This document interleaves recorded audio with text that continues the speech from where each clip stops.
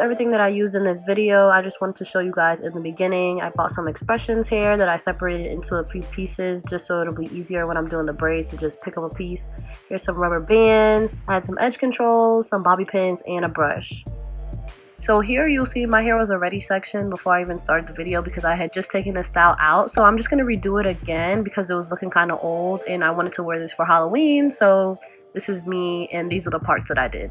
I actually saw a girl on Instagram with this and I thought it was really cute, so I wanted to try it out myself.